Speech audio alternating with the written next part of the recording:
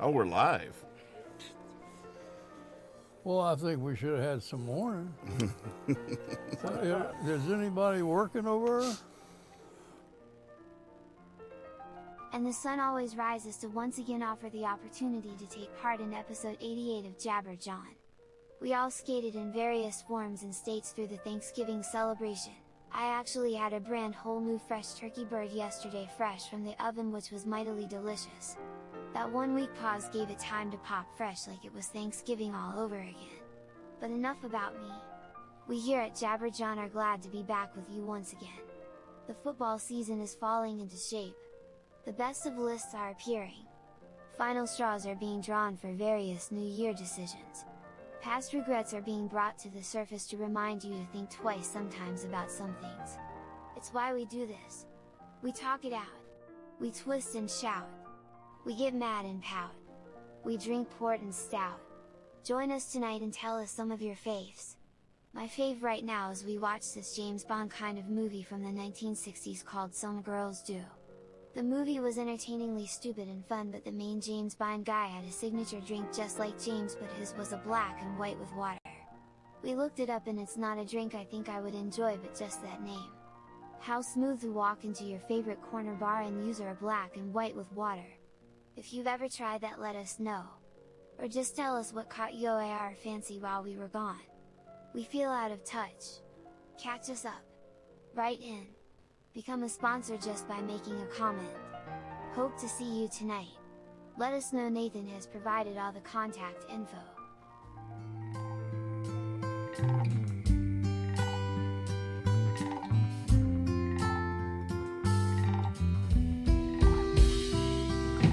Three little frogs sitting on a log. One of them fell in. One frog said to the other frog, well, you better go get her. Two little frogs sitting on a log. One of them fell in. Last little frog, he sat and thought, good thing they can swim. Jabber Jawn. Jabber Jawn. Jabber Jawn. Jabber Jawn. Three little frogs sitting on a log. One burst into a grin. One frog said to the other frog, wonder what's got into him. Two little frogs sitting on a log. One laughed until he was red. Last little frog, he sat and thought, must have been something I said. Jabber Jawn. Jabber Jawn. Jabber Jawn. Jabber Jawn.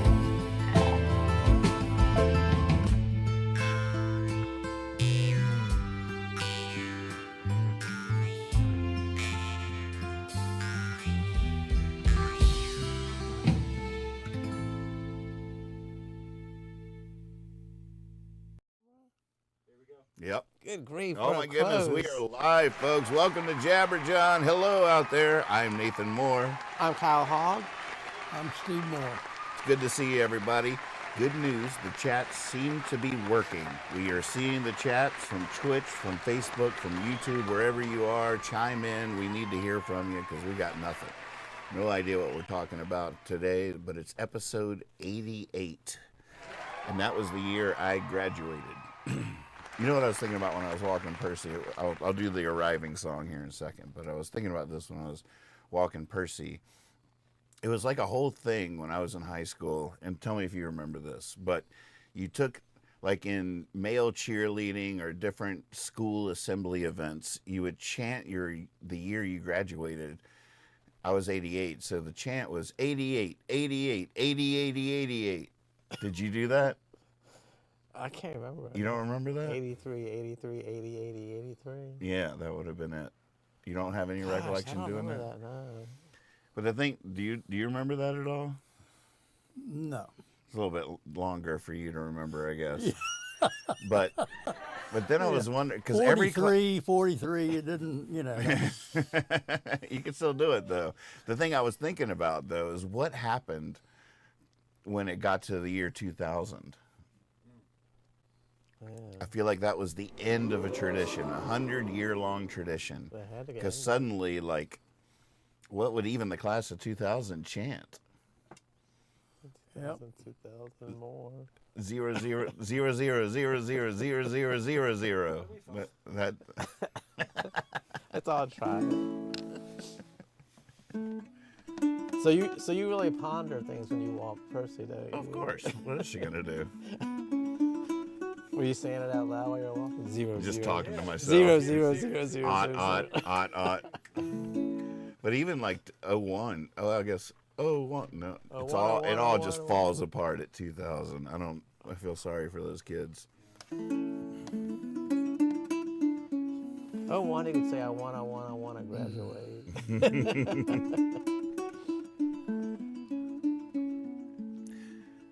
I worked my way through 48 states, scraping the sky, scratching the dirt. Thought I'd find myself when I found my place, far, far from the things that hurt.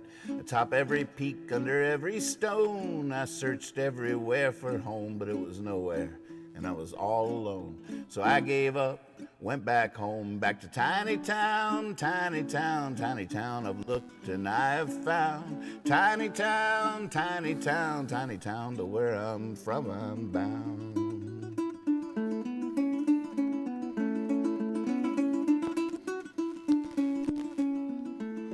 Well, my grandma went to my high school, and of course my mom and dad did too. Now that's 3 generations of classmates spread all around the town like Easter eggs, working, running, owning this place. What year did you graduate? Me, I was the class of 88, 88.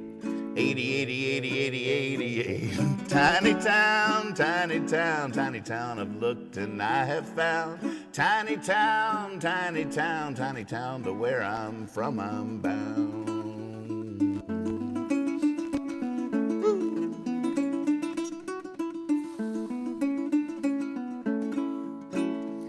Well, you can round the world going everywhere, but tiny town is always there. Pretty much like it's always been, like a family quilt or a childhood friend. You leave for the things that never change, come back for the things that stay the same. The swimming hole, the family name. Hey, Columbus had to make it back to Spain, back to tiny town, tiny town, tiny town. I've looked and I've found tiny town, tiny town, tiny town. To where I'm from, I'm bound.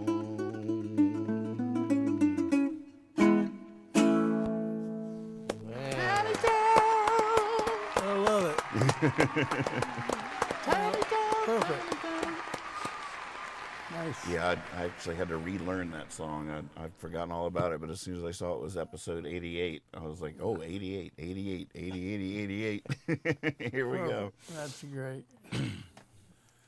You leave for the things that never change, come back for the things that stay the same. That's a great line. I do like that line. Yeah, I'm seeing that all around. Mm-hmm. I was thinking, I don't even know how long was Columbus here? Like years? Or I don't think he was ever here. Or Wasn't he like in Cuba or something? Like he discovered that the world was round, or like that you could get to a new place. But I don't he just had the sketch art. he wasn't like part of the Plymouth Rock folks or whatever, the No, he was Southern. 1492 or something like that. He was what? He was Southern? Well, I mean, he was down in Florida and Cuba. He was down. He never landed up north. Siri, where did Columbus land? Columbus first landed in the Bahamas in 1492. Bahamas. This is from Brainy.com. Thank But you. did he land and take off back home, or did he stay there for a while? Like a year I or think something? he had an apartment in New York, but he was almost always down there in the Keys. 92, In the winter. 92. I graduated in 92.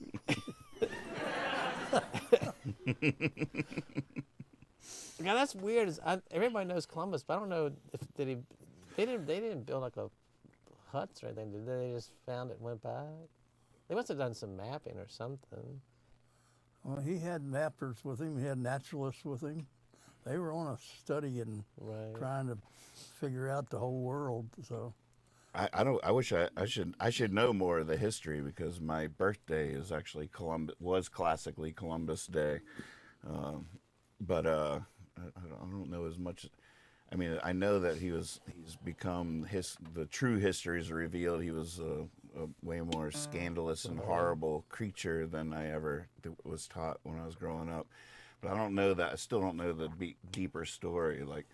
Like apparently a lot of. I mean, he must have set up some kind of a thing to have such a scandalous reputation at this point involving. I don't know much about that either. It must have been I'd like rather, the establishment of. Yeah. He wouldn't have been so scandalous if he just turned around and went back. Like, I think maybe we would make the assignment that all of our fans and all of us should research Christopher Columbus and meet back again This is maybe your at opportunity. episode Next year. 90. oh, what, episode 90? 90, I was yeah, thinking yeah. next year. Next year. Like, I don't even know. Did he leave people there to colonize, or did everybody go back with it? God, why am I so ignorant? why did we just not know? I feel like I even did know at one point, and now I don't, and I'm Well, a little I thought he concerned was. about. I think if he was more of a, the ships that would come later would bring the settlers more. His was more of a military, national observation study, funded by the government. You know, more of an enterprise like that, where he was doing research. He was trying to find out around the world. He was trying to go around the world, which of course he did. So, you know, he wasn't just settling places like other ships would be bringing in the people. Right. He was plotting the course. He was one of the original trailblazers of how you get from here to there. Mm-hmm. God, just imagine how that was. You pay him all that money or gave him all your funds, pay for the ships, and you wave goodbye. You don't hear from him for a couple of years. You just have to trust. Right. Has anybody Oh heard my God, he came back! Holy moly! Who are you, Columbus? Who? People scurrying everywhere. I heard Neil deGrasse Tyson talking about Columbus once, and it was pretty fascinating. His observation was that you know, for like apparently at the beginning of the world or whatever, it was all like one big landmass, Pangea, remember that or whatever, and then it slowly separated over time, and there were like land bridges and stuff for everywhere. So humanity spread out, but then it like completely separated, and then for thousands and thousands of years, we all lived in these disconnected land masses, without any, for tens of thousands of years. Right. And it wasn't until Columbus did that journey that humanity got all connected back together again. Like up until that point, completely separate worlds without any connection whatsoever. So there's that's one thing that's interesting about that moment in human history was it was. I think there's a different button on yours. There's two lights on. Getting some sounds. What? Just turn it off and turn it back on.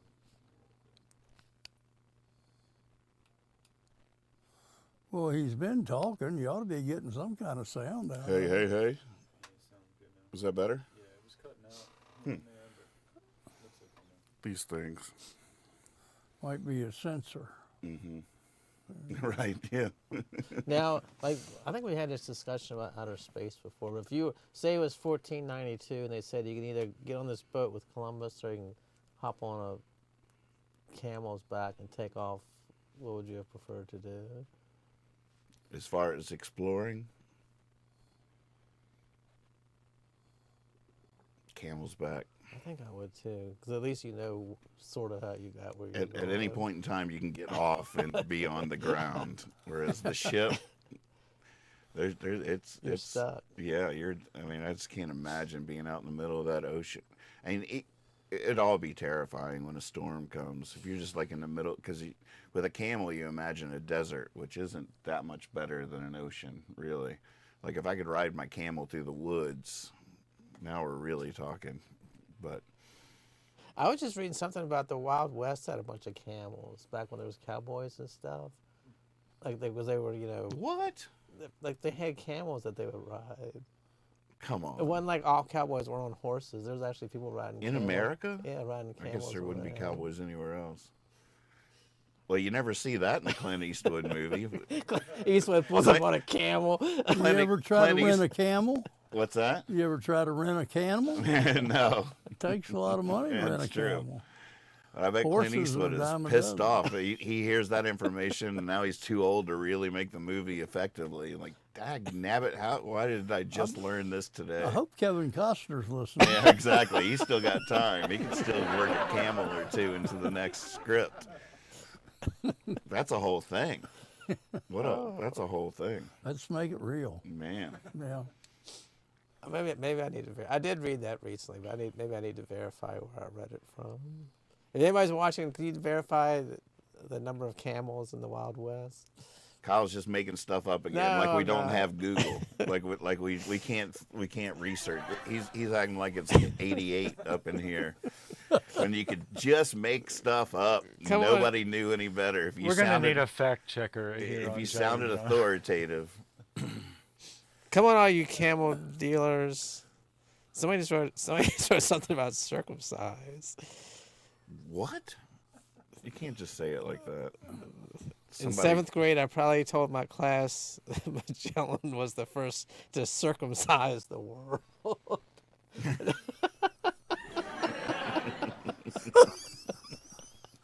I got it. In 7th grade. Such I embarrassment. love how you just, and that is the memory that sticks with you. Magellan. That's probably the only memory they have from 7th Magellan grade. was the first to circumcise the world. That's a great visual image. You haven't It is actually. You- I'm with you. you haven't met the Stanton Plumbers, obviously. No inside jokes.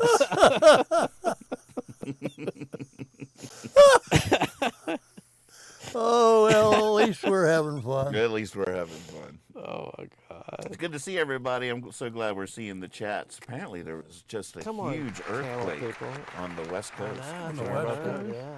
Like a 7 magnitude. Where in was Humboldt it? Where County. was its epicenter? I think it was even off the coast, so there was a whole tsunami warning for Yeah, several yeah. hours, Oh, my and, goodness. and then that never happened. But a lot of friends on Facebook, a couple that are in the chat right now, are right near the epicenter of it. And Wow. And but as soon as I logged on to Facebook, it was like, oh my God, that was a big one. Oh wow, like just scrolling down my wall because I have so many West Coast friends. That's a scary thing. It is a scary thing. I've never experienced one in all my travels out west. I always was a little morbidly fascinated, sort of hoping that I would feel at least a little tremor, but I guess I'm lucky I never did. But Yeah, sure. even just a little one would just be quite an experience. Tech support just chimed in, Dad's laughter is shaking the ceiling. So I guess that's as close as I ever got, was you laughing upstairs when we all lived out there together. I was reading about those days today. I had an old journal out from 1992. 92, 92. You were traveling with. I met the amusement. I wow. met. Was that your first time meeting him? Yeah, that was. I mean, guess, that's- y'all were traveling through, and stayed there. And I had just gotten back with my boys back out to Trinity Point. Mm-hmm. So, wow, what a time. So it was just those two little boys and me, and then you came. You were traveling, but there's some references to. But I met Amy and Dave. David. And I guess Jeff Sussman would have been, well, maybe not yet. No, he wasn't. I met Jeff though, but I don't know that it was that time. I didn't. Maybe when you came to Santa Fe. Yeah. Well, when you came to Santa Fe was after the amusement, I think. Well, Wasn't I maybe recording he it? was with y'all, or maybe he was. But I don't remember the night that y'all came in. We had the fire going, and y'all came in. Did we play Stanton? I think so. Yeah, I had. I McCormick's, sold maybe? tickets. I think it was upstairs at McCormick's. Yeah. Wow. we have this new innovation going on our Discord server. So if you look down here, see these voice channels. What's that say? I can't read it. Pin radio? Pip radio? Pip radio. Tech support has created a radio station that's just always going on our Discord server, so people can go in there. And what it's streaming now is 216 Revolution Radio episodes. Remember when I did Revolution Radio? You were on there several times. Tell me about it.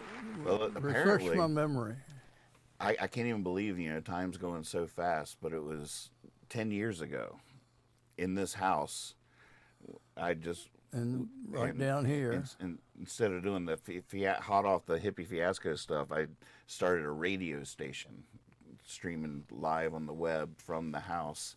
And it was going 24 hours a day, but I would do live shows several times a week. And I had live bands that were friends that were traveling on the road would come in and perform live on the air. And I remember you read your poetry while we played music along to you on Revolution Radio. I remember you did a night before Christmas reading at some point. There's some fun archives in there. Now, is that on Facebook? It's on our Discord thing. I mean, these old ones. No, not on Facebook. No, none of them were saved.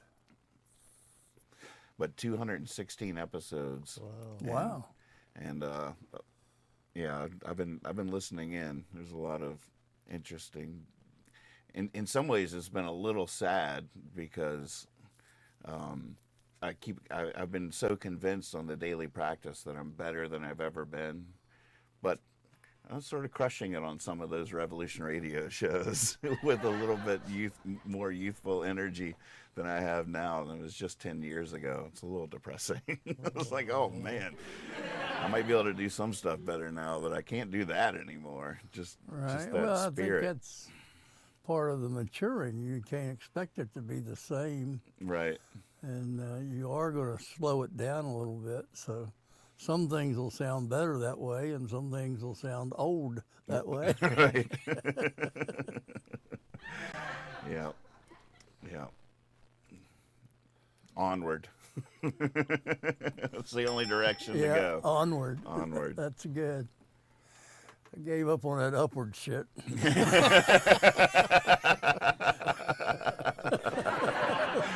Nice one. Here's an interesting thing. So Catherine just bought a new car recently, which is awesome. Maybe we talked about this a little bit, but I got a new piece of information. But when they sold it to her, they were like, so if you get the Toyota app, you can start your car from the app, which is sort of cool on a cold morning like this. You're making your coffee, just start the car. It'll be nice and warm. The windows will be defrosted. That would have gone over good up in Hillcrest, I guarantee you.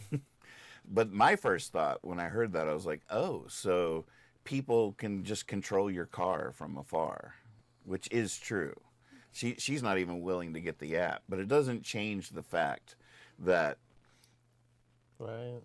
it can be, if she can do it from her phone, then they can do it from their corporate headquarters. The government can do it with a subpoena or whatever. They could, if she was on the run from the law, the cops could just cut her car off, just bloop.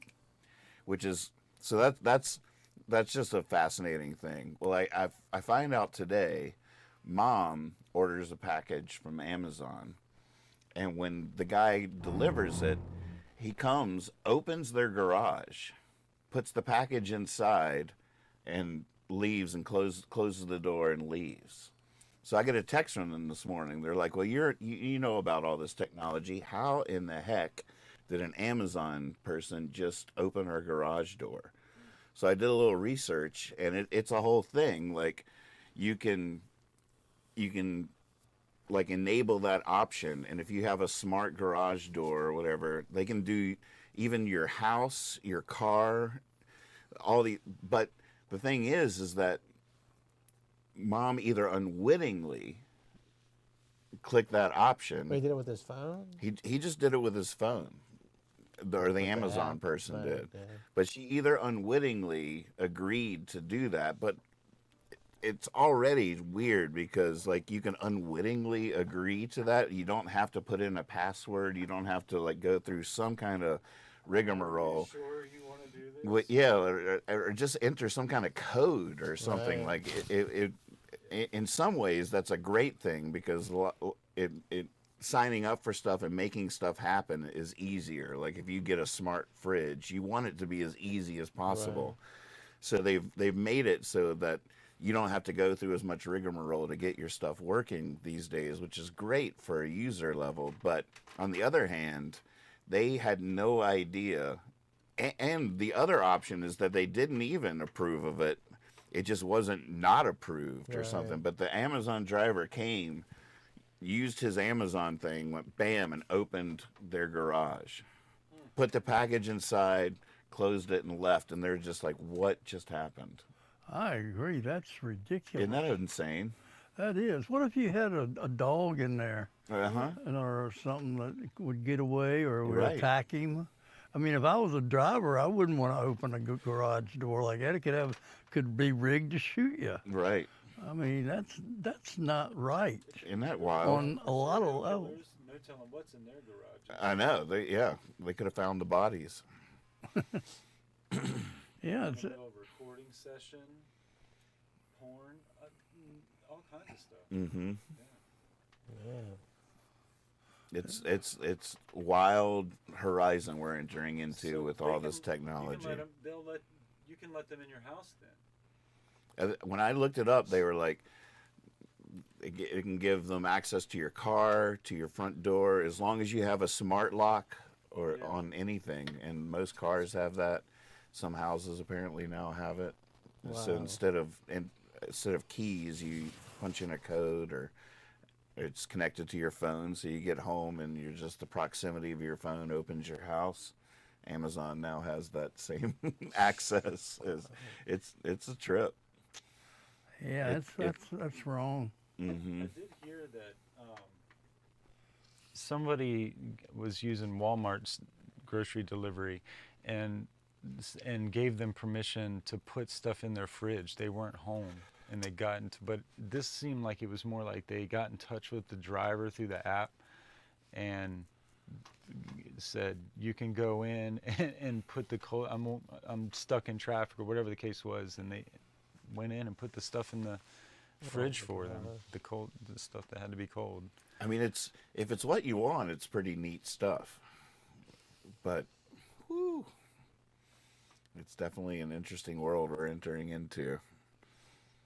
And I don't even know how I feel about any of it.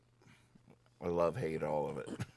I have such mixed feelings about all the technology. It's like even if you tried to avoid it, you'd have to be like even you, sort of a Luddite. What's the word? Fuddite. Fuddite. Yeah, I was an Elmer Fudd guy. I used to be called a Fuddite. And nobody would speak up for Elmer. The guy had a speak defect, and they just made fun of him all the time. Right. That's wrong. That is wrong. I used to march. I was a Fuddite. Fuddite. Fuddites unite. It's hard to get that off the ground, wasn't it? The people who hate people party. God, it's hard to get a meeting together. The whole Bill Hicks joke. But even you, being a Fuddite, you got all this technology in your house. Like you got Alexas in there. If anybody wanted to listen into your home or anything, all that's right there in your living room. It's Alexa won't talk to me now. Oh, really? Yeah, we Y'all put had a falling out? we put the Christmas tree up, and I think the person who put the Christmas tree up is jealous of Alexa and turned her off while she was putting up do you have the tree. lights on your Christmas tree? Yeah, So maybe they unplugged Alexa I to think plug in so. the lights. I looked at it. That's on the list of things for you to help me with. Okay. Being the Fuddite that I am, I need a little technological help over there. But that's one of them, Alexa, and she just won't talk to me, won't even play a song for me. I'm sorry to hear that. Yeah, it's been rough. must be about a woman to talk to. Mm-hmm. Or But music. hmm, Or music. yeah, I miss the music too. But I have my radio. I don't have Alexa. Mm-hmm. I think I told you I was wearing that CPAP thing now, the breathing thing, and I'm the same foot out like you are. They said, get this app and it'll tell you everything. I'm like, that's the last thing I need. But for some reason, I put it on 2 nights ago, and now the second in the morning I turn that machine off, my phone dings. It's got my whole sleep pattern. You know. Ooh, that's exciting. Well, at first I thought, why would I need it? Now I wake up like, man, I see that. How'd I do? I slept- I was asleep. Crushed that I was sleep. I was asleep 93% of the time. You know. Tonight I'm going for 10 hours. We can do this. It is weird, and it gives you It's a like new record, personal best. It gives you suggestions like you were on your side this amount of times. Like, how is this stupid thing instantly? You Does know? it give you like little endorphin hits, like balloons or anything, if you really sleep good? Well, at first when I got it, I turned the machine off, and I heard this ding on my phone, and I looked, and I saw it was from the machine, you know, telling me, "Great job, your first night with the app. You slept 93% of the time. You slept on your side. You did this." And then it said, "Here's some tips for you." And I couldn't figure out how to find the tips, but now I realize they send you emails with tips on it, how to sleep better. I was like, man, it's so weird. You're laying here, you think you're alone, you know, you're private, you're sleeping, you wake up, they know how you're laying, if you're on your back or your side. And it's like such a weird feeling. Mm-hmm. Does your app cover the wet dream part of the night? Eventually, it'll be detailed. Would you like a description of your dreams? Be a video. Yeah, it'll be a video. That'll be the big step someday, is the implanted chips. Neuralink. How do you know about that'll it? be the point of no return. That's the Elon thing. There's like a couple humans that actually have them implanted right now, and they're able to play chess by thinking about it. Oh my God, that's too much. There's an electronic chess game, and to make their moves, they think about their move, and it's making the piece. Oh my God. I mean, you think that's like, oh, that's not gonna. It's gonna happen. It's gonna happen. Already, most people's pets have a chip. Didn't even know that, did you? Or wasn't thinking about it. But No, that's already happened. Is that why Benny barks so much? Yeah, you need to get the Now- app. You got to now- get the app. You can cut that down. So, but seriously, if dogs got that type of chip in their, or where, Well, they don't have Neuralink. but so if the dog had Neuralink, would you be able to like talk and communicate with your dog? Someday. Oh my God. They're working on it. Elmer Fudd never even thought about that. It's going to be a lot of disappointed people That's some if George you really Jetson. know what a dog thinks. Right. You're right. That's such a good point. Wah, wah. Oh, no. Really? That's it? Oh, that's... A source of food. A source of food.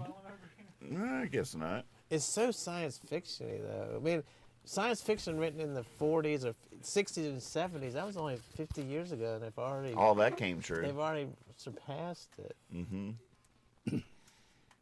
Oh man, that's crazy. It is crazy. Well, let's be honest. We're not doing that good as a human race without the chip. You think it could help? I'm just saying we'll have to adapt to it, and the world will have to adapt to it. But it could be a positive thing, surely. Mm-hmm. It's not like we're perfect now. Right. Bunch of alcoholic consumers. You know, we got a lot of problems doing it the natural way. Maybe a little AI will help us. Well, we can hope. Knock on wood. Yeah. I mean, it's definitely going to be a mixed bag of... Well, it's like anything else. There's potential for use and abuse, and there will be people attempting to abuse it in some way, and we just have to guard against those people Right. or that happening. It's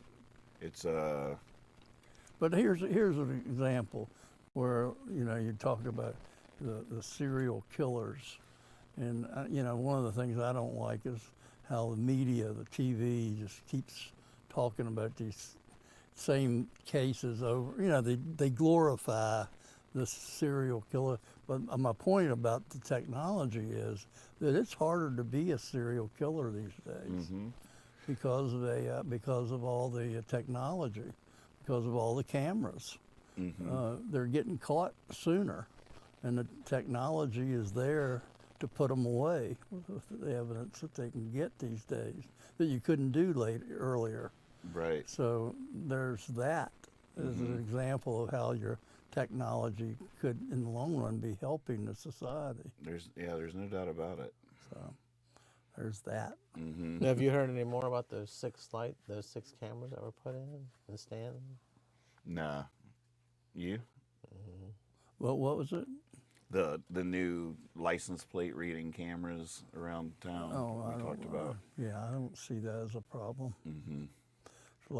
There's a lot worse things that were. But it is like, I mean, it's such a incremental thing. It's sort of like the frog in boiling water metaphor, that before you know it, we're already in such a strange, surreal, Orwellian kind of world where your phone's listening to your conversations and giving you ads based on stuff you talk about, the little incremental steps. It's like, license plate readers, what's the big deal?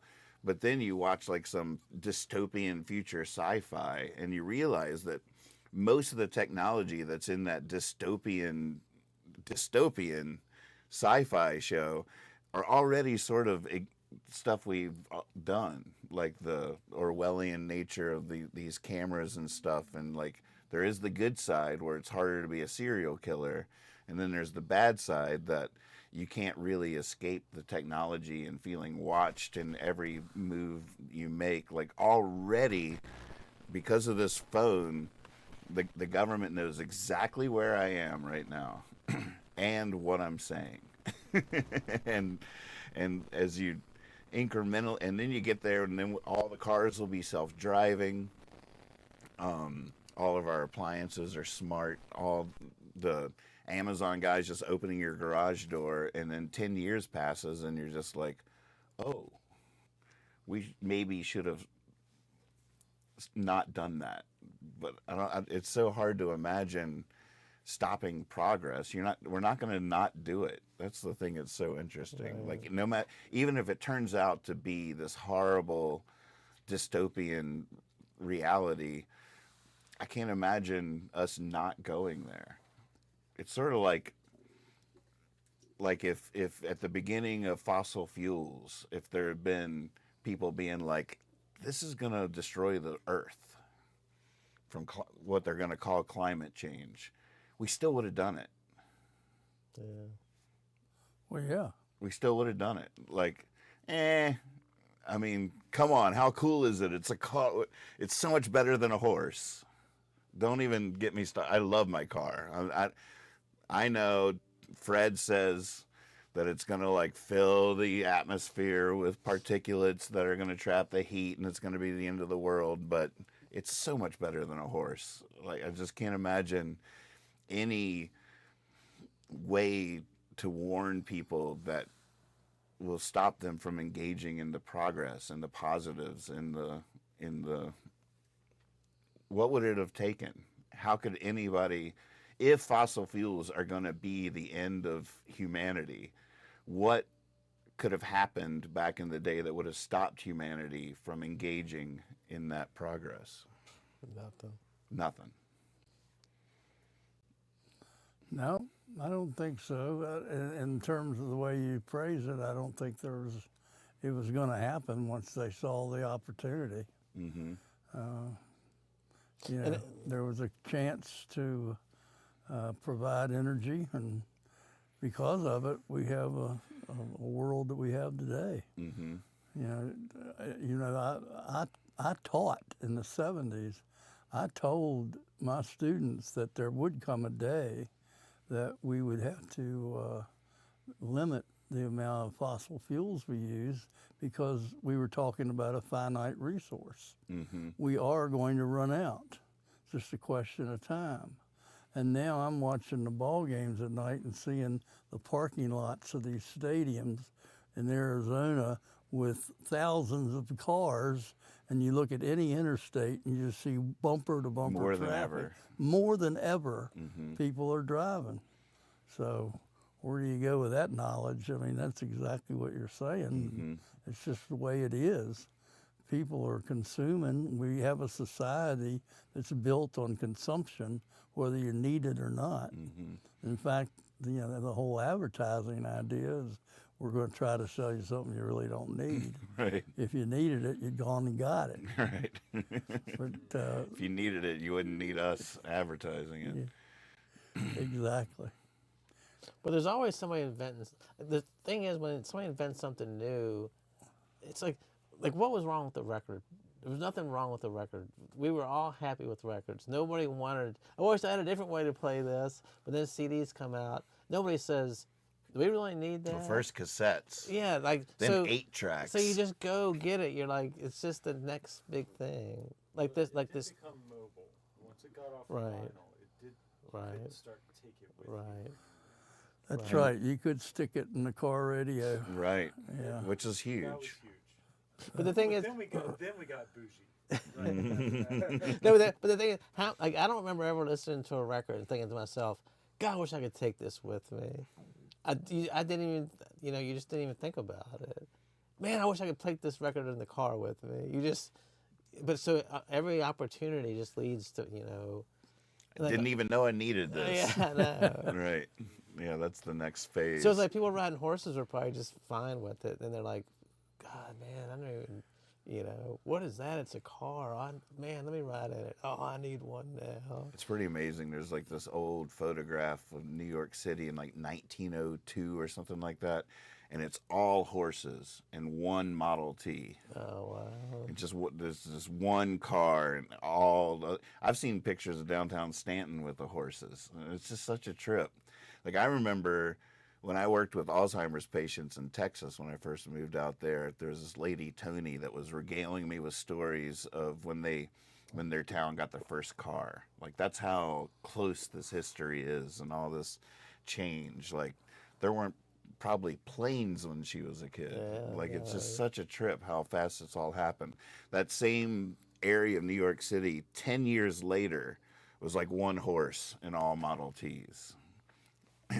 And Amazing. it's probably, we're probably on the cusp of a similar thing now with the self-driving cars. Like in 10 years, I guarantee you, you're not going to be driving down the highway. I guarantee you. Driving In will 10 be, minutes, I'm not going to be driving. Well, somebody just told me this story, and I asked the insurance lady at work, and she couldn't verify it. But he had a terrible driving record. His insurance was crazy. So he got a Tesla, and his insurance dropped because you're almost automatically qualified as a better driver then because you're not always, because it's sort of helping you drive. Mm-hmm. And I asked her, I said, is that true? And she's like, I haven't heard about that, but maybe it is. Could be. Catherine's car has some of that technology. It's not like a Tesla level self-driving where you can take your hands off the wheel, but it will completely keep you between the lines I've driven something and like keep that. you a certain distance from all the cars in front of you, and I love it. I love it. You just hit cruise control, keep me in the lanes, keep me at 3 car lengths behind whatever's in front of me. It automatically slows down. If we come up on another car, it automatically slows down. If I start drifting, it turns the wheel and keeps me in between the two lines. That would be great. It's great. That's the thing. I have such a love-hate with all this technology. I feel like I'm a bit of a geek. I'm a bit of a nerd, so I marvel at just the invention of it. It's like, wow, we are amazing. Humanity is so cool that we figured this stuff out. It's like, how is that even possible? How this all works? But it's weird to be living, because the same guy that was telling about that, his friend who had that was at a mall and it was raining. It was Christmas shopping, so he told the Tesla to come pick him up. And I was thinking, I'm still at the stage, if I saw a car rolling through a parking lot with nobody in it, I'd be like, oh, everybody help me, stop this car. You know, you're trying to like get in the door and get this. The thing's just driving to pick somebody up. You know, it's like the lady you were talking about where you just see things change that are like, you know. I guess at some point we'll just be used to seeing a car just drive by with nobody in it and picking up somebody at the grocery store or something. 100%. Even at JMU right now in Harrisonburg, that you walk around and there's all these little four-wheeled autonomous vehicles that are only about like this big. They're delivering food to the students and stuff. You see them all over the place. They're just like, you're like in a Star Wars movie or something. You're just walking by and R2-D2 comes rolling by you on its way to deliver food to a student. Now, what does it do? Go to like to the front door and text them or Right, something? chimes the app. So yeah, it's not able to get in the building. So then you go down and get your food? Oh my gosh. Isn't that wild? That's crazy. That's already Man, happening. I feel like I'm turning so old. Just sitting here Yeah, I'm right getting now. older just with the conversation. Please, if I'm still alive at the end of this conversation, give me a round of applause. Well, no, let me tell you a memory. It goes back a little bit. But when you were talking about the horses, I had a memory of Stanton at the Gypsy Hill Park and the baseball field in right field. On the other side of the fence was the horse stables. Oh, wow. For years, when I would go to watch Stanton Braves games when I was a kid, the horses would be out there. There were actually horses there? Oh, yeah, it was a stable. So when you were a kid, people were still riding their horses Well, to the they were park? using the horses. I don't know if the police used them. Oh, gotcha. But they weren't for everything. But they were. But they were also. It was also a riding, where the parking lot was a little runway, a little place where they could run around in a circle. I guess they even had races, I guess, but it wasn't a race course or anything. But well, they had races there, but there was the stable was right back in there, so there's it was a big stable. There was a lot of horses in there. That was still there when I was a kid. There was Do you horses remember over that? there. Yeah. Yeah. But that's a great memory of. I remember a guy hitting a home run and it going out. He made it. He hit the stable. Yeah. Perfect. In 10 years, that's going to be where you'll go to drive a car. It'll be something you do on the weekends, like to actually control the car yourself. Like, oh yeah, we used to all do it. Everybody could do it back then. Yeah, back in our day. Wow. It'll be like stick shift. You actually know how to drive a car by yourself? Yep, everybody used to know how to. You wouldn't even try to explain to them what a stick shift was. Oh goodness, can you imagine? Already, that the generation now has no idea what a stick shift is. Mm-hmm. I learned to drive with 3 on the tree. Say 3 on the tree to either of his kids. Watch their face go blank. They do both know how to drive a stick, but not that. Mm-hmm. Because of Gus? Yeah, well, in Grayson's car's Oh, it is? That's cool. manual. It's good to stay rooted like that. Oh, it is? Yeah, Wow. Lucy learned in Gus to drive. Wow, that's great. That's good. It is good. Do they make them anymore? I don't think so. Well, I guess they would, huh? Yeah. But not like, what would that be? People that really enjoy driving like that, Sure. There's a market for it, and maybe not. Well, I don't know if it's And they go home and listen to their LPs. right. I don't know if you could get like a RAV4 that's a stick shift. Yeah, I don't think so. Like it's. But I know Jeeps you can. I was wondering what the market for that would be. I was thinking higher echelon, like Ferraris or something, sportier cars. Definitely. Uh-huh. Those options, yeah. Interesting. Yeah. Insecure men like to play with little things like that. With stick shifts. Yeah, with their stick shift. It's extensions. It's a type of extension, yeah. Well, I know if we have any viewers in Stanton, I know one cool thing that's going back in time. Tonight, tomorrow, and Saturday at Soul Art, that basement center. I don't know that one. Where's that? It's down like in the wharf area. It's the last building on the left. There's like a little basement down there, like an unfinished little cool performance space. But they're having a group do shadow puppets, which I thought you would Oh, like. They're wow. doing Grimm's Fairy Tales, shadow puppet Wow, that's performances. fun. I don't even know this place. Soul Art. Yeah, it's like if you pull into the parking lot downtown and you go all the way to the end, it's the last building. There's some steps going up and like some steps going down. It's like an unfinished, like uneven floored, weird little spot. Cool. Is Jolly Roger Haggle Shop still down there? Man, I wish that's gone. No. Somebody told me there's a 1990s toy store now down What? there. It used to be in Waynesboro, and they moved to town, and it's pretty awesome. Yeah. There's some cool stuff. Really? Oh my gosh, I love that. That Yeah. sounds Go neat. check that What's out. it called? Gosh, I can't remember.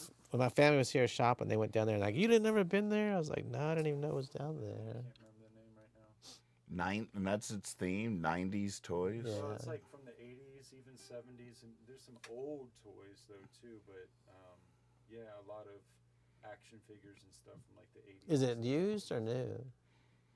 Some, I think they might have some rare stuff that's like still in package, Right. but Oh a my lot of it's God. like used. Right. Oh, that's but so in good cool. condition. Oh my goodness. I know. Don't get addicted to that. And go down there God. for the nieces and nephews and wind up getting a bunch of stuff that's just nostalgic to me. And when we were kids, It's a we- Stretch Armstrong. I Oh know. my God. like me and my brothers had all this G.I. Joe stuff, and there's always stuff that you would see, like one kid in the neighborhood, their parents would be really nice and get them like the really good thing, and you'd be looking at it like, and there's the places in New Jersey that would sell stuff like this, and I would see it, and I was like, I'd be texting my brother, man, they got the desert van up here. He's like, what are you so excited about? Do you want it? I'm like, no, but I do want it. You know, I'm just like, I wanted it for 50 years. Now I finally found one. That store has a lot of G.I. Joe stuff. Oh, A man. lot.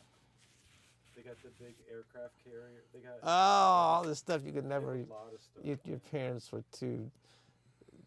You couldn't. No matter how much you cried and begged, they would never spend $14 on I that. wonder if Sea Monkeys would still work. Vintage, original, Oh my God. still in the package, Sea Monkeys. Like, oh my God, how does that work? Hey, Lex, will you keep an eye on the chat just in case there's. I've been looking Some at of 'em everyone's. are- People were talking about the earthquake. So yes, I gotta check that out. But I thought, how cool! I mean, shadow puppets are what, 10,000 years old, or or whatever you call it.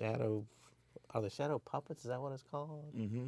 That's probably one of the You first. gave me like a shadow puppet Yeah, thing for. but that's probably like one of the first forms of entertainment. Is still, but all the technology we have, I see that's happening. I'm like, oh, I gotta go see it. It's almost like new again. It's so old. Mhm. Or like, look how they used to do it. Like That's just- where I'm heading.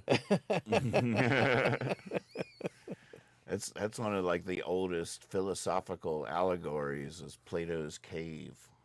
You know anything about I've that? heard You that, know what but I'm I don't talking know. about when I say that? Plato's cave. What do you remember of that? Well, it looked like a big old hole up there to me, but Plato was making all kinds of stuff up. Guy had a big imagination. But he was saying like I guess the allegory was like if you were in a cave and there was a hole and light was coming in and it was casting shadows onto the cave wall from the people outside of the cave, but all you knew were the shadows. So you'd base your whole reality on the shadows, Right. and you come up with a whole way the world works based on your perception of the shadows, never knowing what was casting them or something. I might have just completely butchered that 101 philosophy class, but I think you got it. That's- I think you're on the right track. Yeah. so yeah, shadow puppets are part of the human consciousness forever. Yeah. So I'll be down there. What's your? I'll be down there Do you Saturday have a at shadow 7 puppet? o'clock. Do you have a go-to? The only one I can ever even think of is that stupid Steve Martin movie where he does Abraham Lincoln and he pulls his hand back and it looks just like Abraham.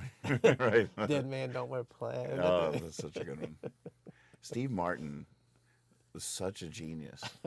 I keep on seeing these old clips come up in reels and stuff. And if you ever deep dive, like early days Steve Martin, he was so amazing. Like he was like in my wheelhouse because he was a magician, a musician, a stand-up comedian, and wove all those things together. And it's I can't It's think so of next anybody level. else that you can say that about. it's so next level. I'd forgotten about all that, but you should definitely go on YouTube and just search like early Steve Martin stuff. And I can't believe how good a lot of the footage was. I don't know where he was doing this stuff, but this is like before he was Saturday Night Live or anything like that. He was just making a name for himself. But his magic stuff is so funny. Wasn't Johnny Carson supposedly like a really good magician too? I don't recall that, but I think he's maybe so. He definitely used some of those, like Steve Martin made comedy out of it. Right. Like his, Right, yeah, but I don't remember him as having a career as a musician. but I do have vague memories of him having some kind of magic. Well, the Karnak thing. Yeah, that was definitely the first thing I thought of. Yeah. But I guess at one point before there was computers and all this stuff, really hand manipulation and magic was almost like, a form of, nobody understood it. You were like really a step ahead of everybody else. Mm-hmm. I mean, and magic doesn't even have to be that, like when you did that paper thing from your mouth, I was like, how in the world did he get that into his mouth and none of us saw it? It's just like how easily you can trick somebody, but then if you're tricked, even though you know you're tricked, I was looking at you like, what the heck did he do? I was like, it does take you out of your reality. I mean, it really does take you to another space for a little bit of time. Mm-hmm. Like half watching you and also like half stepping back and like, I got to stop watching and just figure out, like try to replay what you did. 'Cause Right. I was like, what in the world? Yeah, what you're saying, it reminds me of watching my grandchildren watching you do a magic trick. It's fascinating to watch them because you can see their little minds are trying to, and their whole game is they're watching you knowing you're not really doing magic. And they really want to figure out how you're doing it, and then they can't. And that's such a typical human way, but watching those little children think they're just analyzing you. They were studying you. They weren't studying the tricks, which is probably what one of the tricks you use. But they were just trying to figure it out. I wonder if that's like a evolution thing or if it's always been like that, because I sort of feel like when I was a kid I was pretty dang gullible. I actually thought it was magic. Well, I can attest to that because I was around back then. You did magic tricks. Not any good ones. No, but you got me. Did I? Yeah. Well, I mean, I'm thinking more about your whole belief system was gullible. Very gullible. We're talking Santa Still Claus. is. We're talking Santa Claus. Right. Oh, yeah. It was very traumatic. Whereas, I'm sitting there. I remember I was like 3 years old. I looked at the chimney in my house in Hillcrest, and it had a flue on it. And I said, there's no way a big fat white man can get down that chimney. And it bothered me for a year, and then I just realized what was going on and just let it go. But no, my son, my firstborn, he's all the way up to eating, Santa Claus was a real human being. And at a certain point, it's hard to call him in and just say, I've been lying all your life. I held on to that way longer than anyone in my peer groups. I remember. Oh, I know. That's what I'm saying. Because you wanted to believe in the magic of it, or you actually believed in it? I actually, What's the difference? I mean, my parents well, no, wouldn't lie to me. well, the thing- I mean, for goodness Yeah. sake, I mean, I can't live in a world where my parents would lie to me. Like, I just, Exactly. But the magic, I still believe in my heart that there's a Santa Claus. The magic of it is to me a more beautiful thing than that if there actually was a Santa Claus. Just, so I know a lot of people, like just like you are like, Mr. Scientist over there with the measuring thing, measuring. He can't get his fat ass through here, Right. that was just common sense to me. You're exactly right. I didn't have any of that magic thing going on. I was more logical or analytical, whatever you want to call it. But, there's something to be said for either way of looking at life. what's so funny is that I was also analytical. I remember vividly, not too vividly, but pretty vividly, I wrote like a little paper debunking all the evidence against Santa Claus and presented it to my class. I was like, I had Santa Claus was the first person to circumcise the world. I mean, I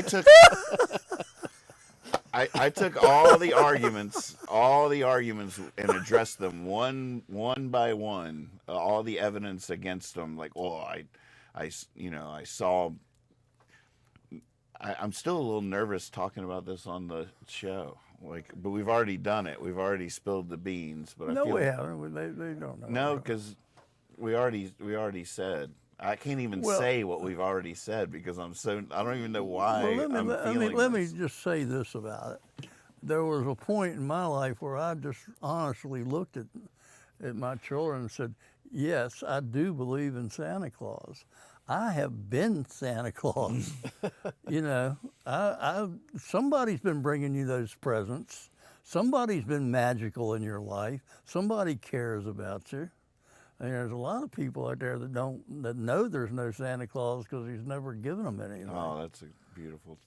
So think about that. We're talking about somebody loves you enough to make you believe in Santa Claus. You ought to be thankful for that. Mm-hmm. That's a sweet perspective. And I didn't know that for a while, but I figured that out later on. Here. Yeah, that's worth saying. But I really did like write this thing out and presented it to my class where I was being pretty scientific. I was taking all the arguments against his existence and debunking like, well, no, here's how that could be explained. Like I think like I had this elaborate thing like, oh, I saw my parents putting presents under the tree. Or whatever. I was like, well, look, there's a lot more people in the world today than there ever was before.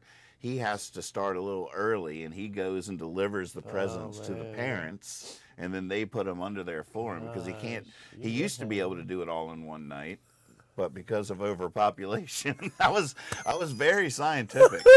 I was presenting my evidence. I was debunking these erroneous claims that he didn't exist with a very well thought out, articulated proofs of how it could still be possible. I held on to that. This was like in school. Like I was doing this for my class. I was the last. I bet they couldn't wait till spring when you gave your talk about the Easter Bunny. or just the random tooth fairy from time to time. Look, Nathan, I lost another tooth. Oh, what did this tooth fairy bring?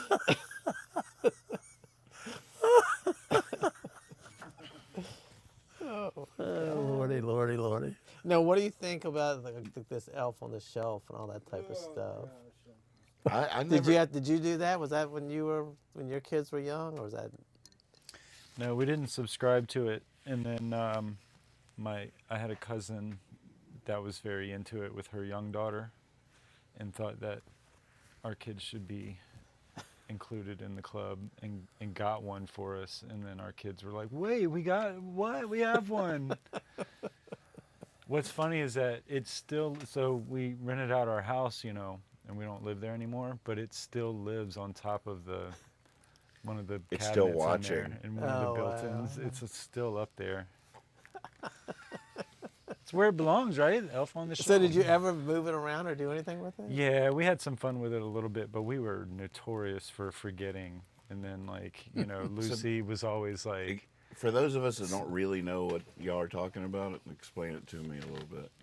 Well, 'Cause I've the elf is supposed to do stuff. So like you move it around, like you spill something, or you like I've seen like they draw on the kid's face or something, and they put the elf. They said, "Oh, the elf got you." Or you can just put it up on the shelf and it's done something. I don't know the exact story behind it, but at some point before Christmas, this elf on the shelf shows up, and he's kind of mischievous, and he just kind of gets into stuff. And so people like do these elaborate like scenes where but every night this elf does something. And the kids wake up to run around trying to figure out what he's done. So we did a lot of like hiding it, you know, just like trying to blend it in plain sight with different things, you know. But some people like use Facebook and post like their elf on the shelf thing of the morning, like what they did. So and this is set like up a the whole thing that came out a number of years. Recently, yeah. I feel like within the past 20 years, it's like a new thing. I honestly don't know if it originated somewhere else before that. Was it like a marketing campaign from the company, or was it like a organic grassroots? We started doing this, and then it sort of went viral as Good an idea. question. My cousin dumped one on us one day. Oh my goodness! Well, the thing is, I see that, Doug. well, the thing is now you can buy like Snoop on a shelf. It's a little Snoop Dogg thing, and then they have a Martha Stewart one too. And they're supposed to like do like I don't know drugs. I don't know what they're supposed to do, but but I think Elf on the Shelf, like you come out and he's like taking all your clothes out of the dresser and put them on the floor, and they wake up. What happened? Oh, the Elf on the Shelf did it. Or your cereals all over the table. Oh, the Elf on the Shelf. And so, and then you leave the little doll somewhere near the scene of the crime. We wouldn't do big things like that because then we got to clean it up. You know? Right. Someone's murdered your mother. It wasn't me. It was Elf on the Shelf that did it. No, I mean, there's all kinds of stuff. Well, since that cat's already out of the bag, and I don't want to do multiple episodes on Santa Claus, we'll just talk about the whole thing right now. But I always felt like as I got older, I became pretty convicted that it was a horrible thing, that because you know, Christmas is supposed to be celebrating the birth of Jesus, and it's a religious holiday. Most people that engaged with Santa Claus were Christians, especially back in the day. I'm sure that's less true now, but back in the day, it was almost 100% across the board. And I feel like combining that deceit around a religious holiday has to have done like serious damage to the belief of the religion. Oh yeah. It's like for a child's mind to like suddenly realize like, oh my God, I've been tricked. Like that has to have like implications on the other story that's going on at the same time. It's like, you know what I'm saying? This is your daddy. Yes, he is your daddy. I wrote this poem once about like if Satan was trying to figure out how to undermine this religious holiday, Satan probably would have come up with Santa Claus, because it takes a religious holiday and turns it into this commodified consumer, gift-driven, what did I get, greedy consumer. It corrupts the entire holiday so thoroughly that you almost have to observe that all Satan did was move one letter in his name. Oh, come on. Yeah, he just took the N at the end of his name, moved it 2 letters forward. But the thing, it's just like we were talking about earlier. It probably started, let's give each other a gift to celebrate Jesus' birthday. Nobody saw any harm in that. You know, okay. Then 10 years later, somebody was like, oh, we should also do this. And, you know, it's like this is how we were just talking about how things come along, you know. Now the Amazon drivers getting into your your door. It probably started off as like, let's just to honor Jesus, let's give each other a little token of our love for each other. And then like 2,000 years later, we're like, fighting at the mall for stuff. I you know? didn't get what I wanted. What, Black Friday's not in the Bible? But it is sort of interesting psychologically that, like the idea of religion is this thing that you have to have faith in, this person or entity that you can't see. Like the parallels are obvious, but to be duplicitous with your children in terms of one story and the celebration of another story, it seems like at a certain age, when you come of age and you're like, oh, that was all not true, and how could that doubt not carry over into the other? Now, so it affected you pretty badly when you found out it wasn't real? It was pretty devastating. See, I don't remember any. I just was like, whatever, I don't think I was ever really I don't think affected by it. But not, by devastating, I don't mean that I was like, I don't know. How did you find out? It was a moment? I see. I don't really remember that part, but I do remember. I don't actually. He's looking at you like there's something wrong with it. All right, well, how old were you? Too old. That's what I'm saying. That's what I'm saying, and I'm not even saying anything.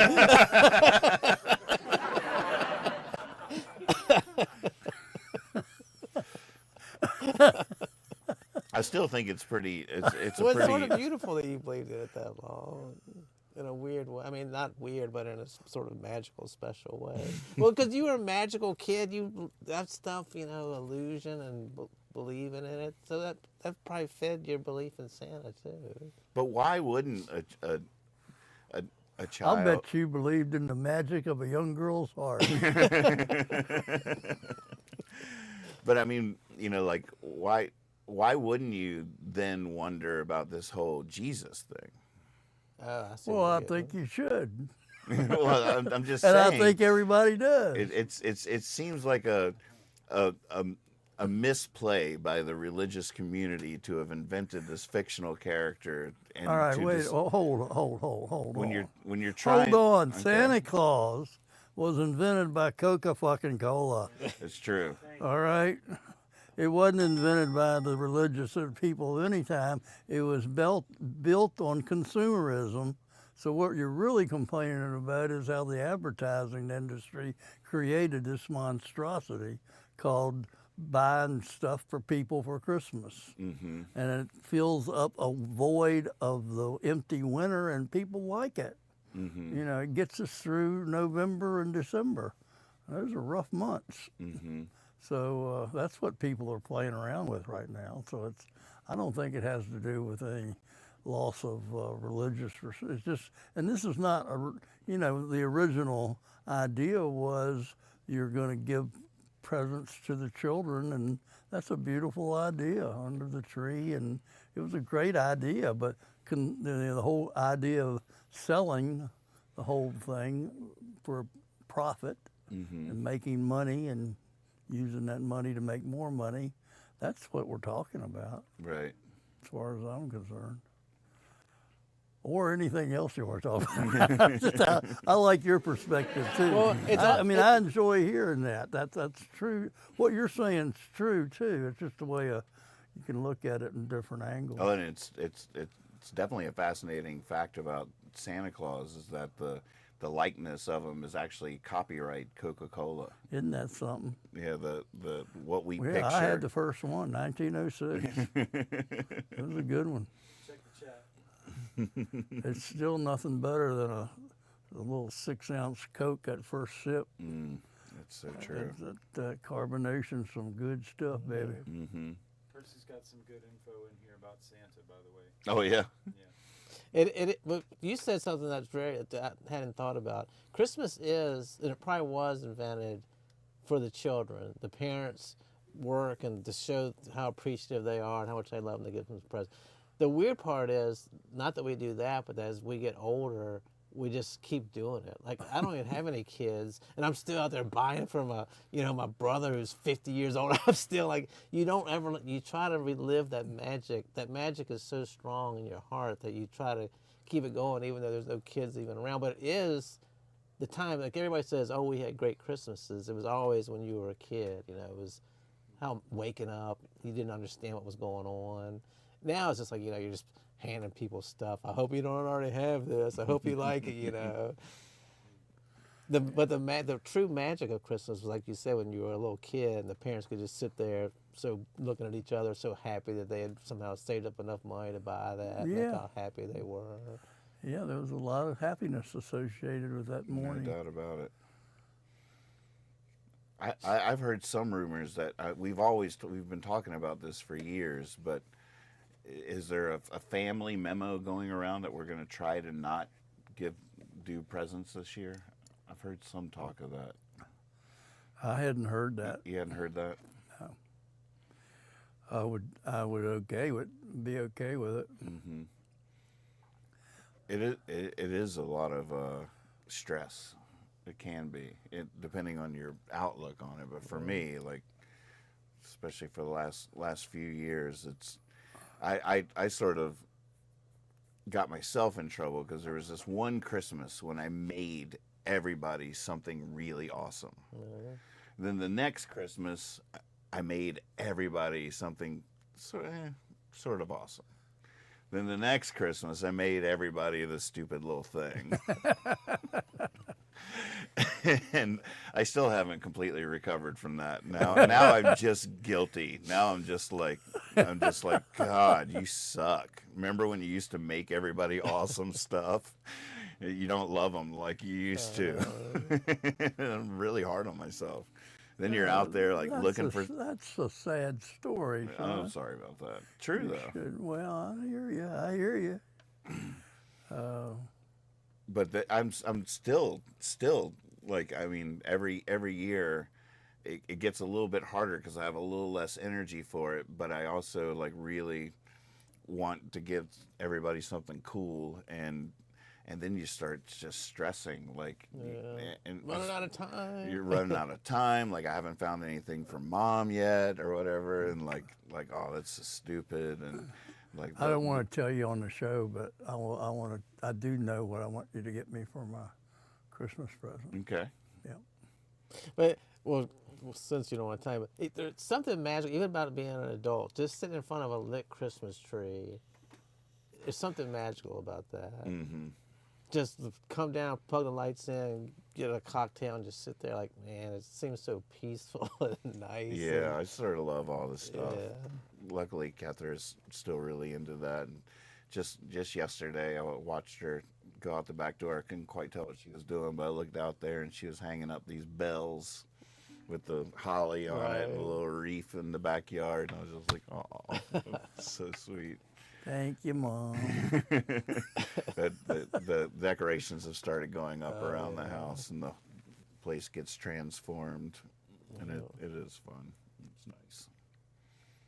Well, I have a nice tree up in the house already. That's cool. You already did that. Yeah, Jennifer, my housekeeper, came Sunday, and she got all the and stuff unplug your out. Alexa. That's the only road. Yeah, well, she's jealous of Alexa, and they get into it. I think she's sabotaged Alexa there.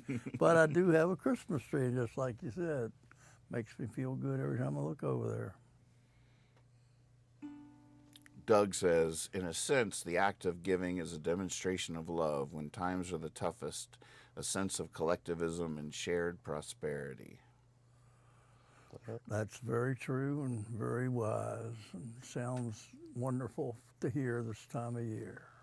I do like the seasonal aspect that you talked about, Steve. You know, The what now? the hard winter months, and how it's cool to have something like this to look forward to, even if it's just a tree with a bunch of bright lights. Right. Exactly. You know, lifts you up a little bit. You're sitting there and Yeah. can't go outside or anything, you know, too cold and miserable or whatever. Yeah, and that's a good point, because it's all geared to being inside. You know, it's a warm fire, and the tree, and that just being together as a family or whatever, that feeling of comfort that you're not out there in that cold air is a beautiful part of the Christmas spirit, I think. The Advent calendar giving you just that little something to do every day, you know, that you don't do any other time during the year. Exactly. You know, It's seasonal in a good way. I do like the decorating the tree, especially with the times that we're from and the community that we're a part of or whatever. The decorating the tree is always such a trip down memory lane because there's ornaments I made when I was a kid. There's ornaments Nana made. There's a family history throughout the 93. It's like I'm sure Joe and Daniel made a lot of little handprint ornaments or something like that. I guess that's something that is different nowadays. Just to not put too harsh of a thing on it, but our culture's changed so much in the last 30 years that I doubt that happens as much. Depends on the family. Yeah, it does depend on the family, but back then it didn't. And I don't even know if it was always this way, but something else exciting about Christmas is it happened first thing in the morning. Like what else happens good first thing in the morning? You know? That's It's like true. I gotta go to school, gotta do this. This you can't. greatest you can morning barely of all fall time. asleep. You're fighting to go to sleep. It's the only time you ever want to go to sleep. Please let me go to sleep so I can wake up.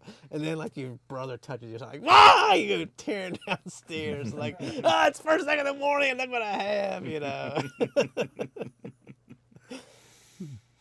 Never felt so alive at 6:30 in the morning. I'm just sitting here remembering a couple of those mornings.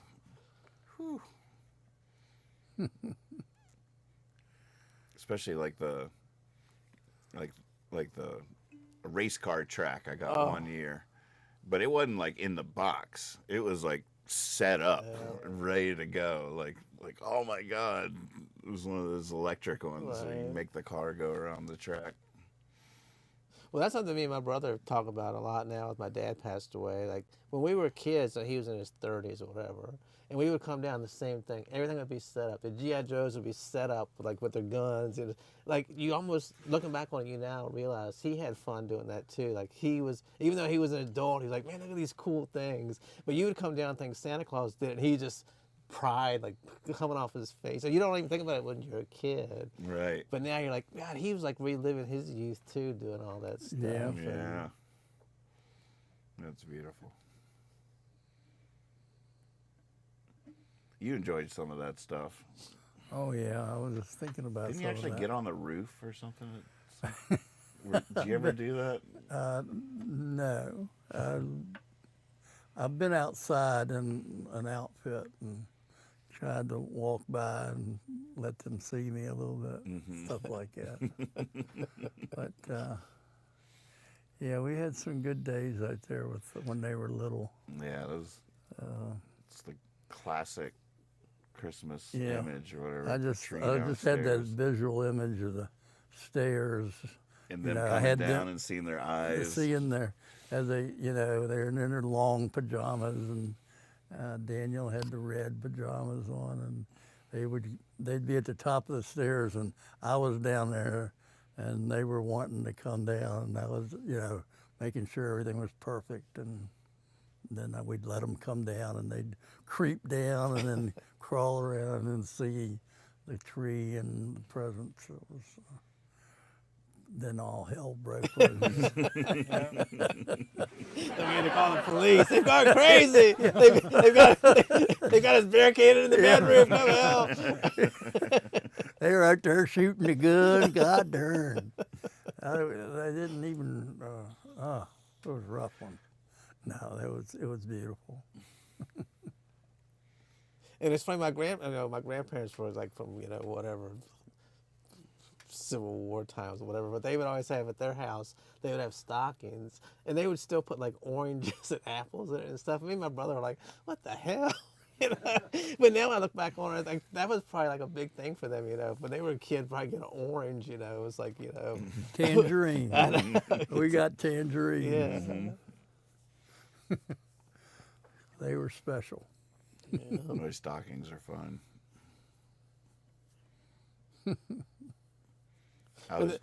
Go ahead. Well, the thing is, like, when I was a kid, my parents didn't have stockings. Now you go over to somebody's house, everybody in the family, the dog, the cat, everybody's got a stocking, you know. We got a couple of extras in case anybody comes over, you know, come on, you know.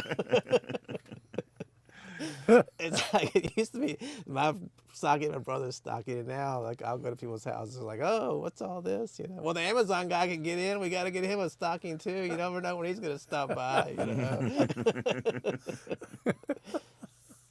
Did you ever leave cookies out for Santa? Oh, yeah, we always did that, yeah. A glass of milk, maybe? Yeah. Oh, that was the last thing before he went to bed. Nathan would leave me a Budweiser. Once I figure it out. I got a pack of Marlboro and Budweiser here for Santa. I can hear him down there cussing now. God damn his instructions. I can't get the damn thing to work. I've been calling J.C. Penney all night. I need some help.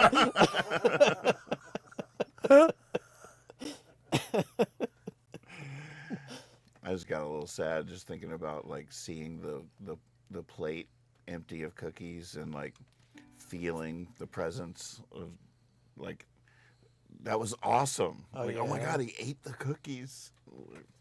Well, that was always fun. I remember we'd rush to the presents and somebody would say, did he eat the, you know, you did not tell you'd remember to go check. He'd tear into the other room, you know, did he eat the cookies? He did, you know, he was here. And they were good. Proof. We did it again, folks. All right. It's the end of episode 88. So fun to be together again. Jabber Jawn. Yeah, good to see everybody. Yeah.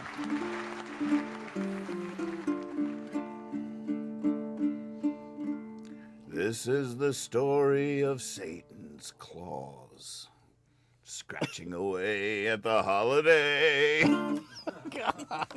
Oh my God. You might want to tune out now before your holiday's ruined. Boy, I don't know what song fits, though. I tell you what. Well, I'm glad you didn't finish that one. We don't want to bring anybody down, but here's the real story of Christmas. Satan got his claws into your back. Oh my God. Man, what song do I have that fits? I don't know. Let's just sing one that doesn't fit. You know, this doesn't have anything to do with it. I was looking through an old journal the other day, and it was like my top 20 songs, and there was like Chances Are by Johnny Mathis, but number 3 was Plastic Pony. Plastic Pony. And I can't remember how it goes. See if I remember how it goes. It's been a while. Say, let me on that plastic pony, stop the carousel, but it just keeps on spinning. I say, let me get used to something, get to know it well, but it all just keeps on beginning. And I can't sit and watch forever. No, I can't sit idle by. But I don't know how to hop on, I don't know how to jump in. I've given them both a try. I talked to my mom and pa, I talked to all my friends, I talked in between all the lines. I talked to the pastor, and I talked to the salesman, and I talked to the lady with the deep blue mind. You know, they all told me the same thing. They all said, seek and ye shall find. But I was looking for a place, I wasn't looking for a sign.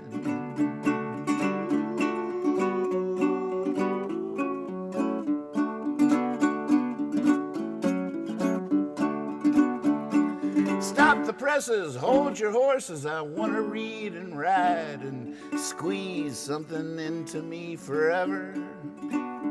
Be it woman, be it work, be it words, be it child, I just hope it comes to me to be together. 'Cause I might just be making myself lonely. I'm sure that happens sometimes. But as far as I can see, there ain't nothing close to me except the feeling that none of it's mine.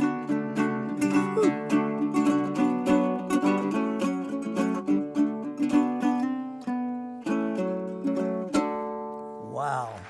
I remembered it. Perfect. Wow, that actually fit too. Yeah, it actually it fit. I did. talked to the pastor, I talked to the salesman.